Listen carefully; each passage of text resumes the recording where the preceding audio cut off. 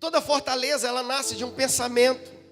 E um pensamento, se ele não é aniquilado aqui, se ele não é tirado aqui, se ele não é interrompido aqui, ele vai virar uma palavra. Em algum momento você vai expressar aquilo que você pensou. E quando você expressa, você argumenta sobre aquilo que você pensou. E você não aniquila com palavras. E uma palavra, ela precisa ser debatida, ela precisa ser aniquilada com outra palavra. Não se aniquila palavras com atitudes ou com pensamentos. Argumentos precisam ser debatidos e combatidos com argumentos. E eu vou falar um pouco sobre isso com você hoje. E se você não interrompe aquela palavra, ela vai se tornar um ato. Você vai praticar aquilo que você... O pecado é assim, eu penso, eu falo, daqui a pouco eu estou agindo, eu estou fazendo, eu estou cometendo aquele pecado. Eu estou agindo daquela forma como eu pensei. É por isso que, não sei se foi o sábio Salomão ou se Jó que disse, aquilo que eu temia me sobreveio. Foi quem que falou isso? Foi Jó, né? Porque veio aqui e ele não tirou daqui. Virou uma palavra, virou um ato. E quando eu faço aquilo que eu pensei, aquilo que eu falei, se eu não interrompo esse ato, e um ato eu só posso interromper com um outro ato de interrompimento. É por isso que tem coisas que tem que ter violência. Por isso que o reino é tomado à força. Tem coisas que você tem que interromper com violência. Porque o mundo, o diabo, ele vem com violência, ele nos rouba. E se você não aniquila aquele ato, você passa a praticar aquele pecado, aquele ato, mesmo que não seja um pecado, mas uma atitude que pode manchar, denegrir, arruinar, seja o que for. E os nossos atos se tornam hábitos. E depois de se tornar um hábito, vai delinear o meu caráter. Porque o meu ato, as minhas atitudes é quem determinam o meu caráter, quem eu sou, é quem manifesta quem eu sou. Então fortalezas, elas precisam ser combatidas. E eu vou falar sobre 3 tipos de fortalezas hoje. Mas antes eu quero ler esse texto de 2 Coríntios, capítulo 10, versículos 4 e 5. Vai estar ali no telão, eu vou lendo. Pois as armas da nossa guerra não são terrenas, mas poderosas em Deus para destruir fortaleza. Destruímos vãs filosofias e a arrogância que tentam levar as pessoas para longe do conhecimento de Deus. Em outra tradução, destruímos argumentos e toda pretensão que se levanta contra o conhecimento de Deus e levamos cativo todo pensamento para torná-los obediente a Cristo. Então preste atenção, querido, um argumento ele vem para tentar me tirar do conhecimento de Deus, para tirar o entendimento. E sabe, eu já disse várias vezes aqui, nós estamos aqui, pastores, líderes, ministérios, a gente não está aqui brincando.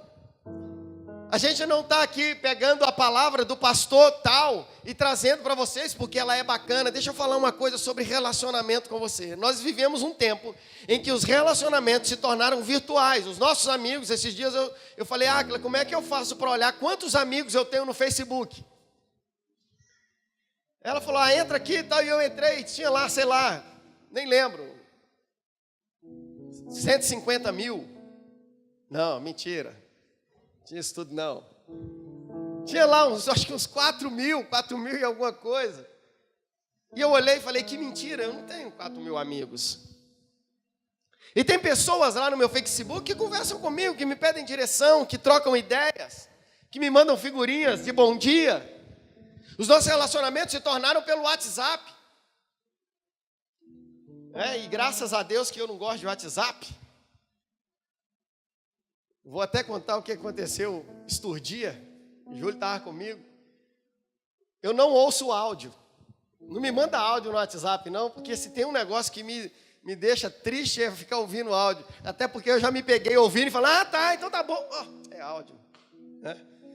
Então não quer falar comigo, me liga. Se você não tem crédito, liga cobrar que eu retorno, tá bom?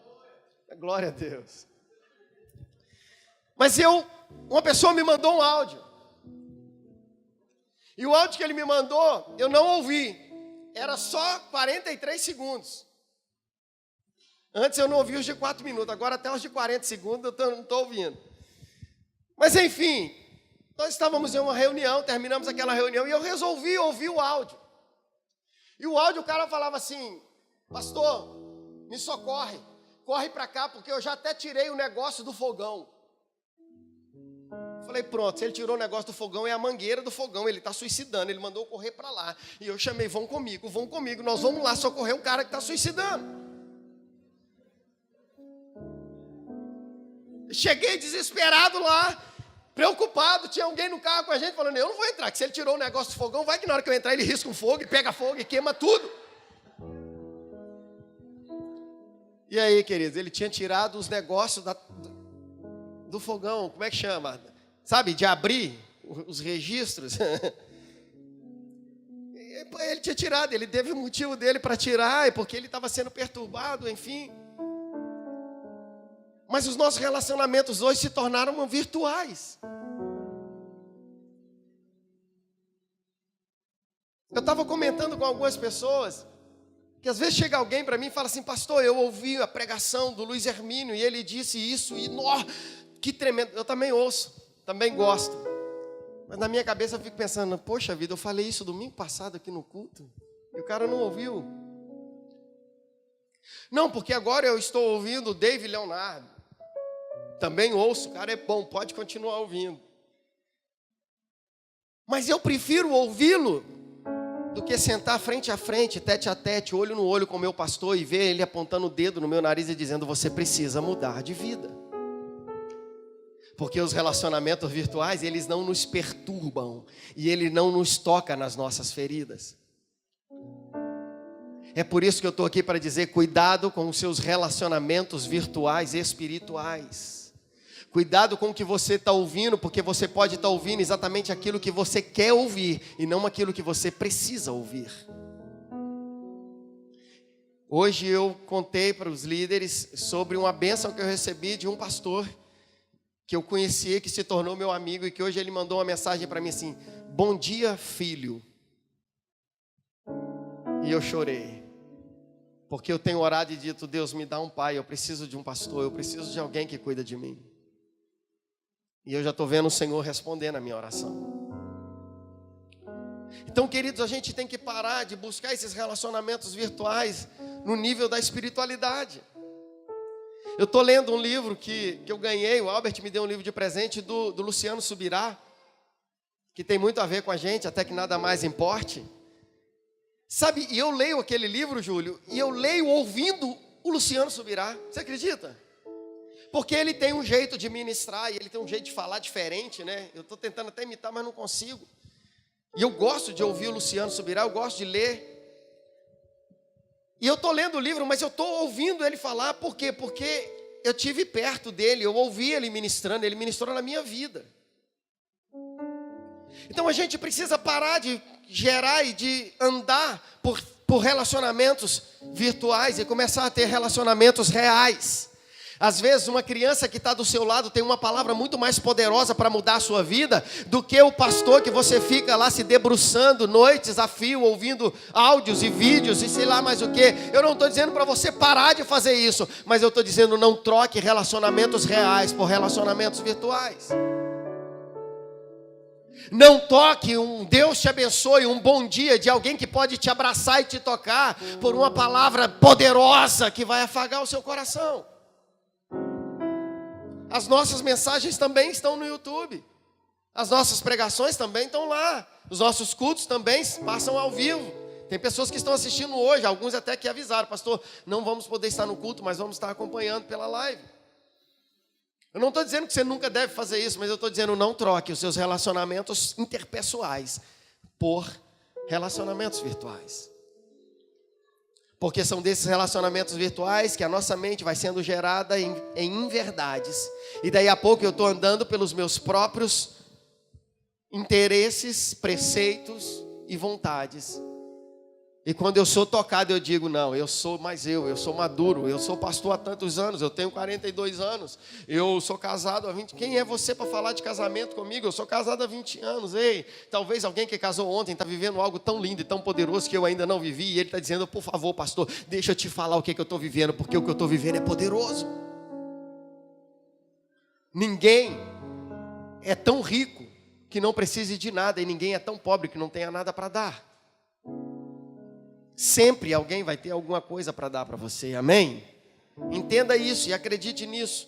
Agora, a Bíblia diz que as nossas armas, elas não são carnais, não são terrenas, não são desse mundo. As nossas armas são espirituais, e eu preciso aprender a lutar com essas armas e a brigar com essas armas. E eu quero falar sobre essas fortalezas, que consistem num conjunto de ideias, num conjunto de argumentos, que vêm e que muitas vezes, ou melhor, que na totalidade das vezes, estão em desacordo com o conhecimento de Deus. O que Paulo está dizendo é que esses argumentos vêm para me tirar o conhecimento de Deus, para tirar de mim a real sobre Jesus, o real conhecimento da verdade. E entenda, queridos, como no versículo 5 fala, cadê? Pode deixar o texto para nós aí, pode deixar o texto ali. Destruímos argumentos e toda pretensão que se levanta contra o conhecimento de Deus. E levamos cativo todo pensamento para torná-lo obediente a Cristo. Quando eu leio esse texto, eu vejo Paulo dizendo para mim, David, você vai pensar em coisas que não tem a ver com Jesus.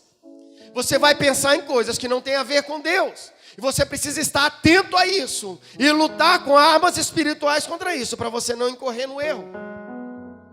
A nossa maior luta, depois que aceitamos Jesus, não é contra o diabo, mas é contra nós mesmos. As nossas vontades, andar em espírito para não cumprir as concupiscências, os desejos, as vontades da carne.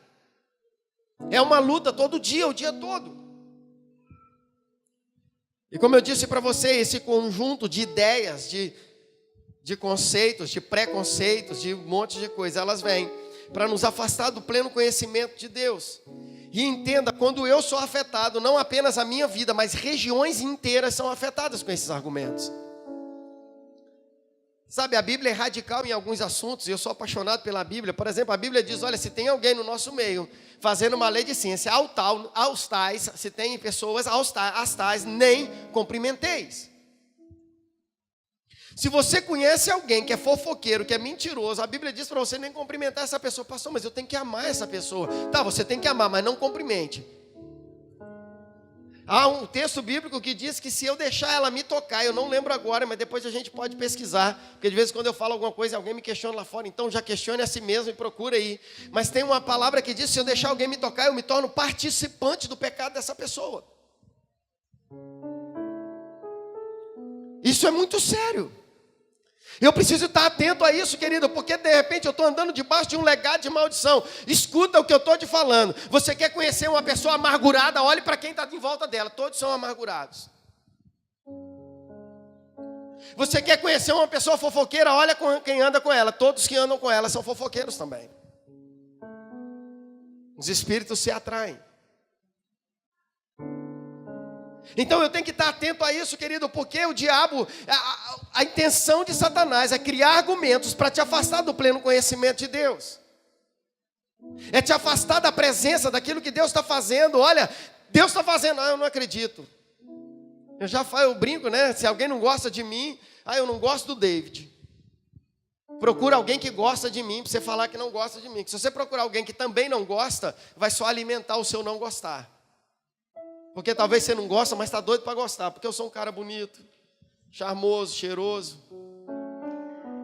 Olha lá, viu? Eu não minto sozinho.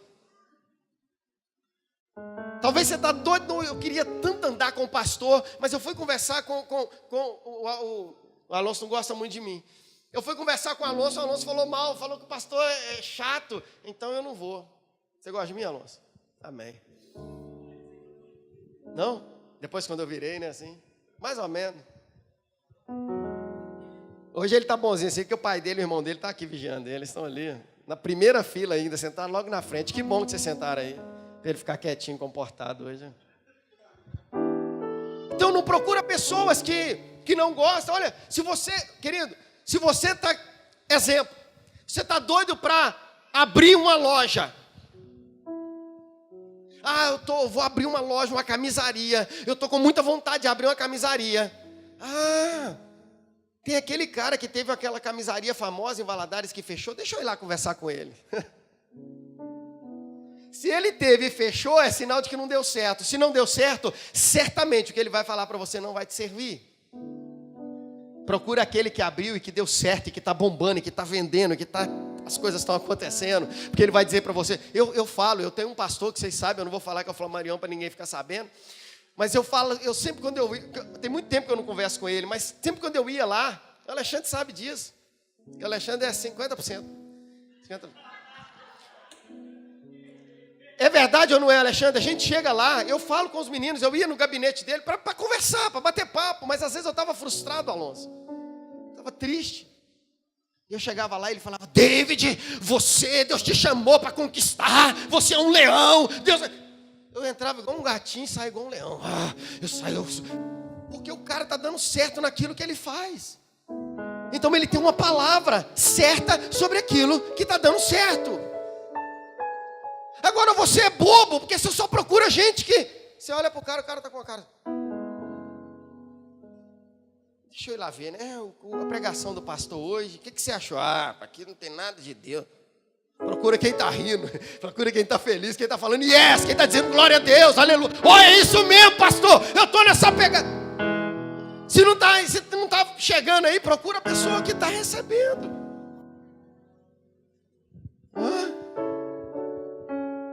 Como é que é o negócio que eu falo? Como é que é? Não. Ei, escute! Presta atenção nisso, querido. A gente pode viver melhor do que a gente está vivendo. Ei, escute!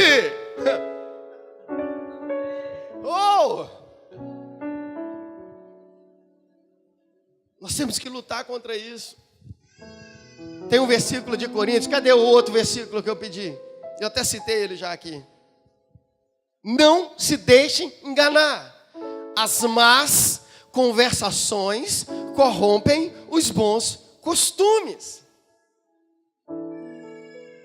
Querido, tem 4 anos que você está na CLPA, tem 4 anos que você está ouvindo sobre paternidade, tem 4 anos que você está ouvindo sobre fidelidade, tem 4 anos que você está ouvindo a mesma coisa. Aí você chega exatamente naquela única pessoa da igreja que não acredita no que a gente está pregando.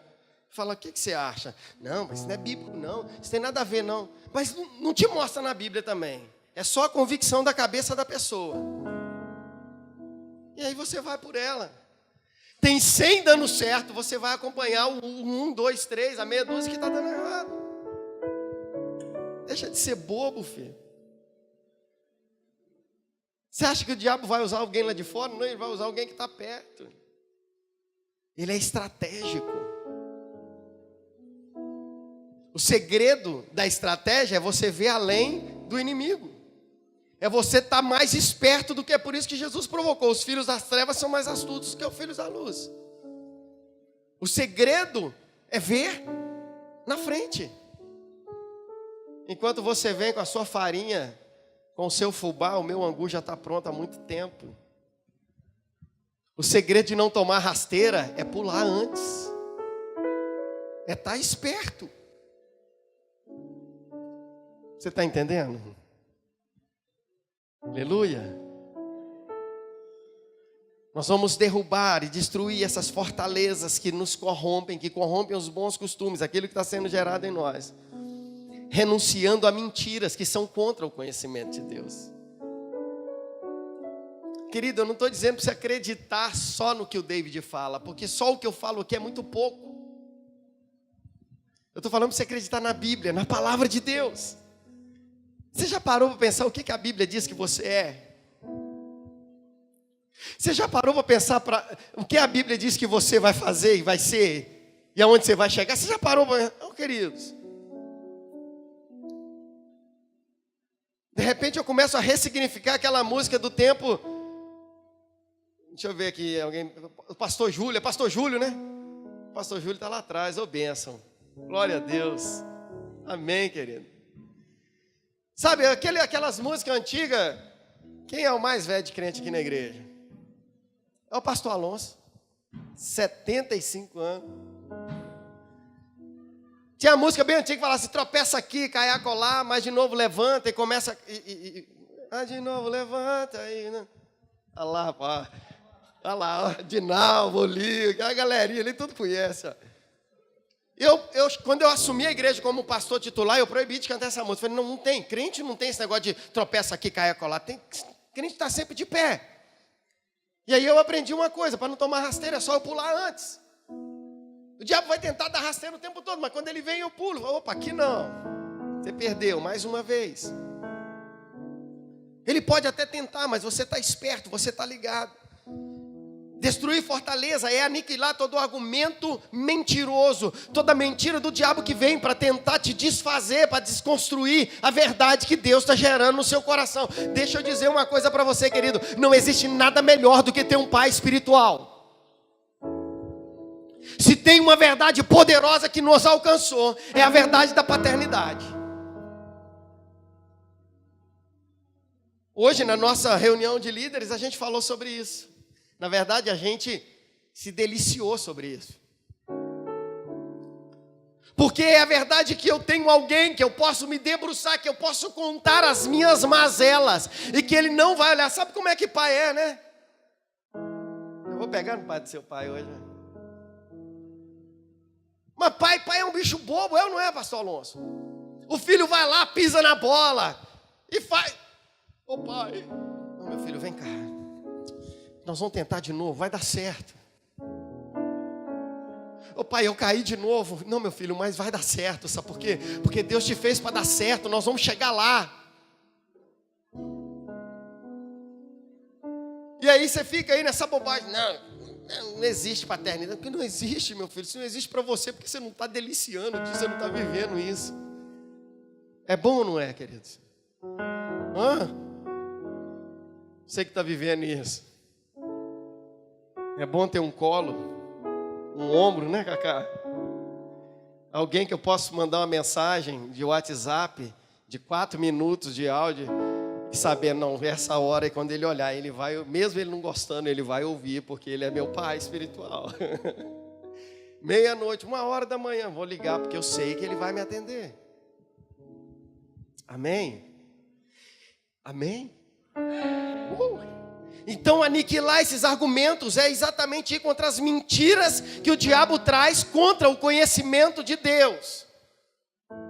Você tem que ficar esperto também, porque pode vir algum argumento que não é bíblico, que não tem nada a ver com a Bíblia, dizendo ser bíblico. Nós aprendemos muitas coisas. Terça-feira na nossa célula a gente discutiu um pouco sobre isso. Porque muitas vezes tem um monte de argumento que está no nosso meio, que é crente, que é evangélico, que é de pastor, que é de não sei o quê, que está lá nos manuais da igreja, mas que não são bíblicos. Eu estou falando de coisas bíblicas. E eu quero falar para você 3 tipos de fortalezas espirituais. Preste atenção nisso. Primeiro são as fortalezas pessoais da mente, que nos prendem na nossa maneira de pensar, no nosso estilo de vida pecaminoso. Você já pecou alguma vez, e não precisa responder para mim, mas para você mesmo, mas você já pecou alguma vez, que quando você pecou, você disse para si mesmo, eu pequei, porém, foi por causa disso. Até na hora de confessar, Senhor, olha, eu só pequei isso porque o meu namorado, ele me tentou, eu não queria, o Senhor sabe que eu não queria, mas ele me tentou, ele me apertou na parede. Senhor, eu só soneguei aquele imposto, porque o Senhor sabe que o Brasil é um país corrupto, a gente está cheio, então não é justo eu pagar esse imposto. Senhor, eu só não dei o dízimo, porque minha luz estava atrasada.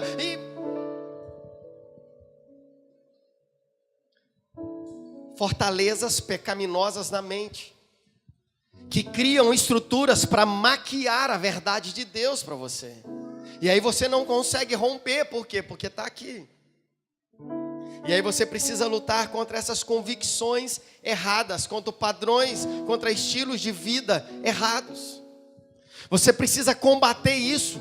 Senão, querido, isso vai se tornar a palavra, porque aí você vai comentar com alguém, não, eu ainda não encontrei na Bíblia isso. Aí eu pergunto, você lê a Bíblia? Você estuda a Bíblia ou você lê só a parte que te interessa? Eu já falei para vocês, sabe, quando eu tenho assim, eu nem questiono, quando eu sei que Deus está falando comigo, é quando Ele vem contra mim. Quando eu vou ler a palavra, quando Ele me fala alguma coisa que está contra aquilo que eu penso, eu falo, opa, é Ele mesmo, porque não tem jeito. A primeira fortaleza, então, são fortalezas pessoais, na nossa mente, fortalezas que estão aqui. A segunda são fortalezas culturais ou valores distorcidos. Escuta, querido, nós estamos vivendo um tempo em que os valores estão invertidos. A cultura que está aí, e aí, graças a Deus, porque há uma movimentação. Eu vi outro dia uma discussão de alguns jornalistas muito famosos, e eu gosto de ouvir, de estar participando disso, e eles estavam dizendo, olha, os políticos, os candidatos à presidência, eles precisam entender que o Brasil é um país conservador, que existem valores na nossa nação que são inerentes à nossa cultura, à nossa história, e não vão mudar de um dia para a noite. Eu espero que não mude nem de uma noite para um dia. A família é a base da nossa sociedade, a família é tradicional, não adianta querer mudar isso. Eu entendo que hoje existem outras formas de família, mas a família tradicional continua ainda sendo a base da nossa sociedade. Eu posso aceitar, eu posso entender, eu posso compreender outros padrões de família, mas eu preciso saber que na nossa sociedade a família tradicional é a base.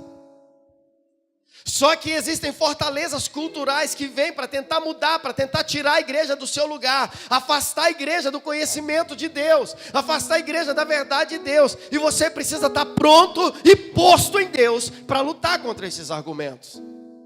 Você não pode deixar que essas fortalezas venham e te tirem da presença do Senhor. Há muitas formas pelas quais as pessoas concordam com as mentiras de Satanás, porque elas vêm de forma sorrateira, elas vêm de forma argumentativa, elas vêm trazendo fatos. Eu vi uma reportagem, escuta isso. Está passando uma reportagem, se não me engano, na BBC, sobre as profundezas dos mares, mostrando animais nunca visto antes.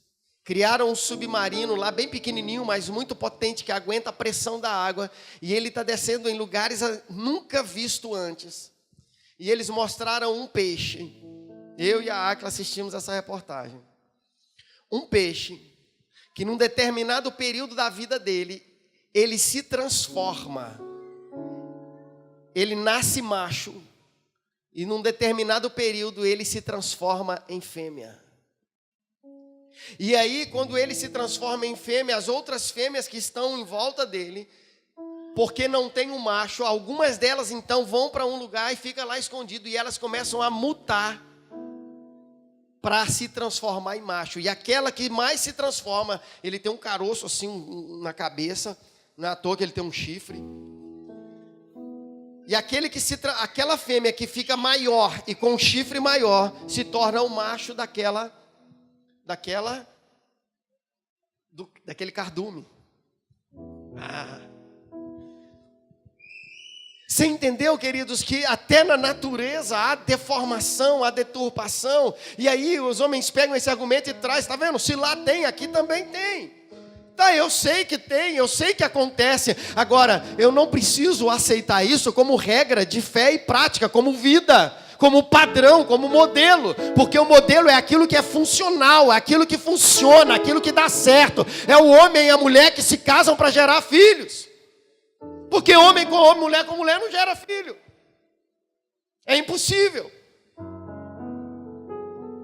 Eu não posso deixar que argumentos sociais, culturais venham e mudem aquilo que está plantado. Nós temos uma bússola, nós temos um manual. A Bíblia Sagrada é a nossa única regra de fé e prática. Eu não quero saber o que o pastor pensou, eu quero saber o que a Bíblia diz. Eu não quero saber o que a denominação tal está aceitando e se ela aceitou. Não, eu quero saber o que a Bíblia diz.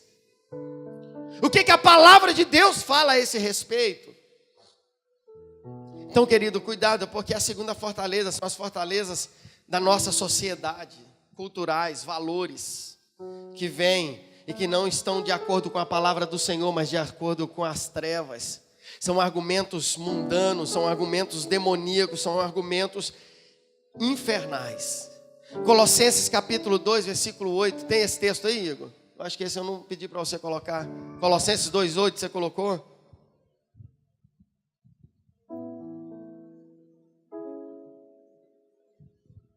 Colossenses 2:8 diz assim, olha: tenham cuidado para que ninguém os escravize a filosofias vãs e enganosas, que se fundamentam nas tradições humanas e nos princípios elementares deste mundo e não em Cristo. Deixa eu dizer uma coisa para você, querido. Jesus, quando ele veio aqui, ele não veio para fundar uma religião. Jesus não é o fundador da religião chamada cristianismo. Jesus, ele veio alinhar o homem a um modo de viver em Deus. Jesus, ele veio mostrar como é viver em plenitude, de graça, de verdade. Como é viver em sociedade, como é viver em comum, como é viver em... Jesus veio ensinar a sermos comuns, sermos uns. Estarmos uns pelos outros e uns para os outros. Foi isso que Jesus fez. E ele está dizendo, Paulo está escrevendo aos Colossenses, porque entenda, Colossenses era uma igreja que estava sendo atacada por filosofias humanas. Argumentos humanos estavam chegando na igreja e o povo estava aceitando. Porque, convenhamos, nós somos muito besta. A gente cai em qualquer conto de carochinha. Pessoa manda uma mensagem para você no WhatsApp, você sai compartilhando com todo mundo, você não vai lá pesquisar se é verdade. Principalmente agora na época de política, meu Deus do céu, eu quero saber se quando acabar a política você vai falar de Jesus com a mesma intensidade que você fala do Bolsonaro. Eu falei com algumas pessoas, eu acho que eu não vou votar mais no candidato que você está querendo que eu vote, porque de tanto você me enche o saco com figurinhas dele. Cuidado, querido, com isso. Aí vai distribuindo um monte de mensagem mentirosa e você vai compartilhando e dizendo, não, ei, vai lá, pesquisa, olha. Amém? Cuidado com essa fundamentação em tradições humanas. Cuidado com essa fundamentação em suas tradições, em que você pensa, o que você acha. Para com isso, começa a olhar para a palavra de Deus. A terceira fortaleza são as fortalezas espirituais. É por isso que Paulo escreve aos Efésios, capítulo 6. E essa está aí, não está? 12. Pois a nossa luta não é contra pessoas, mas contra poderes e autoridades, dominadores deste mundo de trevas, contra as forças espirituais do mal nas regiões celestiais. Há uma guerra aqui, mas também há uma guerra invisível. Há uma guerra espiritual e o diabo, ele está lutando contra você, querido. Entenda isso, pelo amor de Deus. O diabo, o inferno, ele está lutando contra você. Nós estamos passando por um momento de turbulência, um momento de luta, um momento de provações. E a gente fala hoje na reunião de líderes comentando, toda vez que isso acontece é sinal de que tem algo poderoso para acontecer. Mas ei, escuta. Falei de novo. Esse cara fica, tá vendo? Ele fica me atrapalhando pregar. Mas deixa eu falar uma coisa para você. O que eu ia falar? Aí, ó. Esqueci o que eu ia falar.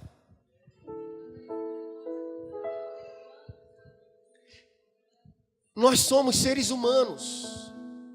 Por mais que nos tornamos um espírito com Deus, a nossa limitação humana não nos permite ver coisas no mundo espiritual. Tem coisas que estão acontecendo no mundo espiritual que eu e você não temos nem ideia, nem noção. Há guerras que estão acontecendo no mundo espiritual que eu e você não sentimos nem fagulhas dela. Olha Daniel, 21 dias em jejum e oração, sem saber o que estava acontecendo. Gabriel aprisionado, Miguel vindo com a espada, brigando por Gabriel. Há uma guerra no mundo espiritual. Só que, queridos, sabe o que eu falo? Eu falo que eu carrego uma palavra dentro de mim. E a palavra diz que eu sou mais que vencedor em todas as coisas. Se está falando em todas, todas são todas. Não existe outra definição para a palavra todas, senão todas. E se está falando que nós somos mais que vencedores em todas as coisas, isso quer dizer que no mundo físico, no mundo da mente, das emoções e no mundo espiritual, nós, eu e você, nós somos mais que vencedores em Cristo Jesus. Eu tenho a garantia da palavra de Deus, eu tenho a verdade. É a situação dos 12 espias. Olha, realmente os caras são grandes, o exército é poderoso. Se a gente for olhar eles, nós vamos ser consumidos mesmo. Mas nós temos uma promessa, nós temos uma palavra de Deus sobre nós. E é essa palavra que me garante que eu posso continuar marchando. Eu posso ver um exército de demônios na minha frente, mas eu posso estufar o peito e continuar marchando, porque eu sei que o meu general de guerra vai à frente. A sua vitória é garantida desde que você esteja andando debaixo do conceito de Deus, dos argumentos bíblicos, não sobre as suas convicções, não sobre as suas verdades. Não é sobre isso que nós estamos escrevendo, não é sobre isso que nós estamos cantando, não é sobre isso que nós estamos pregando, é tudo por causa dele, tudo por ele, tudo sobre ele. A verdade que me impulsiona não é a minha verdade, mas a verdade dele em mim. Aleluia. E eu quero concluir nessa noite dizendo para você que há uma orientação de Deus em Jeremias capítulo 2, versículo 13, que eu acho fantástica. Põe aí para nós, Igor. Jeremias 2,13. Jeremias capítulo 2, Deus está chamando a atenção da nação de Israel, porque ela havia se desviado. E ele diz assim: o meu povo cometeu 2 crimes. Eles me abandonaram a mim, a fonte de água viva, e cavaram para si, e cavaram as suas próprias cisternas, cisternas rachadas que não retêm água. Preste atenção nisso. Olha o que Deus está dizendo para Israel. Vocês cometeram 2 pecados. O primeiro, vocês abandonaram a mim, a fonte da água viva. Esse é o primeiro pecado. Vocês abandonaram a fonte. Diga comigo, fonte. Você já pensou e já parou para pensar no que é uma fonte? Uma fonte é um lugar onde jorra a água. A água, ela jorra dia e noite sem parar. Uma fonte é um lugar que o tempo todo tem água, e toda hora que você for lá tem água. Então você não precisa, escuta isso, você não precisa armazenar água. Eu não preciso levar um pote, um galão de 20 litros e colocar lá e levar para minha casa, porque eu sei que toda hora que eu for lá tem água. Eu não preciso me precaver de nada, porque a fonte, ela nunca seca, ela tem água o tempo todo. E Deus está dizendo: o primeiro pecado que vocês cometeram é que vocês abandonaram a fonte. Como que abandonaram? Criando para si cisternas. O que é cisterna? É lugar de depositar água, é lugar de armazenar água. Só que ele diz: as vossas cisternas são rachadas, ou seja, elas não mantêm a água lá dentro. Olha o que Deus está dizendo para nós. O problema nosso é que nós, às vezes, pegamos o culto de domingo e achamos que só o culto de domingo é suficiente para encher a minha cisterna até domingo que vem. E aí chega a semana, segunda-feira, eu não oro, eu não leio a Bíblia, eu não busco o Senhor, eu não venho no imersão, eu não imerso lá dentro da minha casa. Aí chega terça-feira, eu não oro, eu não jejuo, eu não tenho meu devocional com Deus, eu não falo com Ele. Bom, eu digo: Senhor, obrigado por esse dia. Chega na hora do almoço: obrigado pelo esse alimento que eu tenho dado para o nosso café. Amém. Pai nosso que está no seu santificado seja o teu nome. É só isso. Mas eu não me alimento, eu não me sustento da presença dEle, eu não vou na fonte, porque a água que eu peguei no domingo no culto, eu acho que é suficiente até o próximo domingo. Querido, o segredo de uma vida vitoriosa com Deus é o devocional, é o tempo a sós com Ele, é o TSD, é ficar sozinho com Deus, é entrar para o seu quarto, fechar a sua porta, é falar com Ele em secreto, é orar, é ler a Bíblia. Esse culto de domingo não vale de nada se você não tiver uma vida de devocional com Deus. Só serve para afagar o seu ego e a sua alma, para você achar: cumpri o meu dever da semana, fui na igreja. Deus não está buscando pessoas que vão à igreja, Deus está buscando adoradores que o adoram em espírito e em verdade.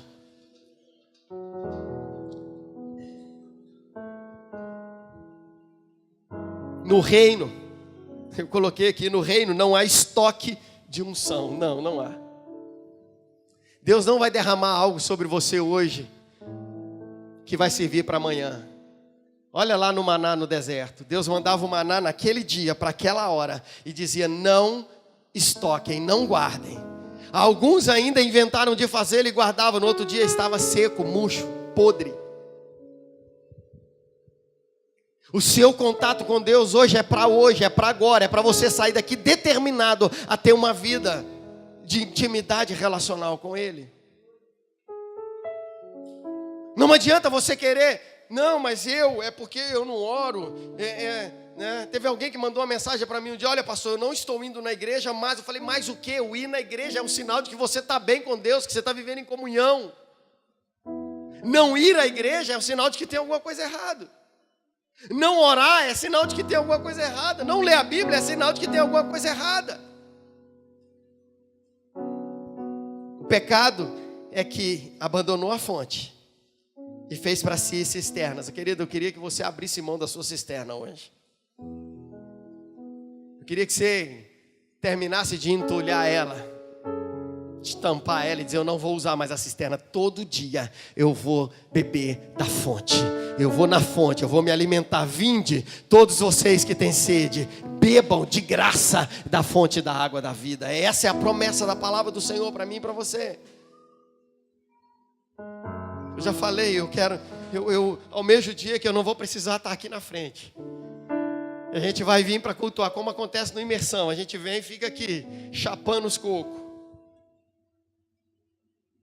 Sem precisar de alguém falar algo para mim, porque aquilo que alguém ia falar para mim, já foi falado para mim lá no meu quarto. Eu já ouvi ele falando comigo, já está aqui dentro. É só botar para fora. Você está entendendo, querido? No reino não há estoque. Você tem que ir todos os dias. É por isso que Jesus vira para a mulher samaritana e fala: ah, se você beber da água que eu lhe der, você nunca mais vai ter sede. Só que tem uma verdade nesse texto. Coloca aí para mim, João 4, 10 a 14. Deixa eu ler com você. Quando eu estava terminando de esboçar essa palavra, de colocar essa palavra aqui, o Senhor me levou nesse texto. Tem João aí?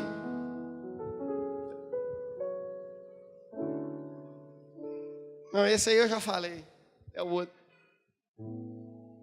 Tem outro não?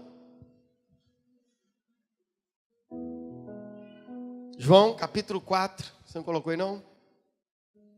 Ah, é o anterior a esse. Não. João capítulo 4. Dá para pôr não? Põe aí rapidinho, Igor, para nós. 4, 10 a 14. Eu quero ler com você.